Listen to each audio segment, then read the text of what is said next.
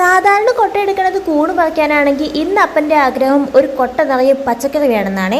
പാതിരാത്രിക്ക് ice cream offer ചെയ്തിട്ടാണ് എന്നെ ഈ കൊണ്ടുപോയിക്കൊണ്ടിരിക്കുന്നത്. അവിടെ ചെന്ന് കഴിഞ്ഞപ്പോൾ പട്ടിക്കുഞ്ഞൊക്കെ ഇതെന്താണ് കൊട്ടയൊക്കെ ആയിട്ട് എന്നുള്ള രീതിക്ക് നോക്കുന്നുണ്ട്. ഏതോ സിനിമയിൽ ആരോ പറഞ്ഞ പോലെ സാമ്പാർ കൂട്ട് അങ്ങോട്ട് മേടിക്കാം, അതാവുമ്പോൾ നമുക്ക് തോരനാക്കാം, അവിയലാക്കാം. ഇവർ നമ്മൾ സാമ്പാർ ഉണ്ടാക്കിയെന്ന് വിചാരിച്ചോട്ടെ. എങ്ങനെ പപ്പ സാധനങ്ങളൊക്കെ മേടിക്കുന്ന നേരത്തിനാണ് ഞാൻ അകത്തേക്ക് കയറിയത്. അവിടെ നോക്കിയപ്പോൾ എൻ്റെ ഫ്രിഡ്ജിൽ ഇരിക്കുന്ന തന്നെ ഉണങ്ങിയ നാരങ്ങ ഇരിക്കണം, അതവിടെ വെച്ചു. പിന്നെ പല സാധനങ്ങളും നോക്കിയ കൂട്ടത്തിൽ നമ്മുടെ PT സാറിൻ്റെ കയ്യിലുള്ള വിസിൽ കണ്ടേ. രാത്രി ആയിട്ട് ഊതിയില്ല, പാമ്പ് വന്നാലോ. പിന്നെ എനിക്കുള്ള ഐസ്ക്രീം മേടിച്ചു കഴിഞ്ഞപ്പോഴാണ് ഞാൻ ആ ഒരു ഓട്ടം നിർത്തിയത്. പിന്നെ പപ്പ ഒന്നും നോക്കിയില്ല, ബില്ല് പേ ചെയ്തിട്ട് രാജാരവിവർമ്മ ചിത്രങ്ങളൊക്കെ ഇല്ലേ ഇങ്ങനെ കയ്യിൽ ബാസ്ക്കറ്റൊക്കെ പിടിച്ച്, അതുപോലെ ഒരു ഒറ്റ പോക്കായിരുന്നു വീട്ടിലേക്ക്.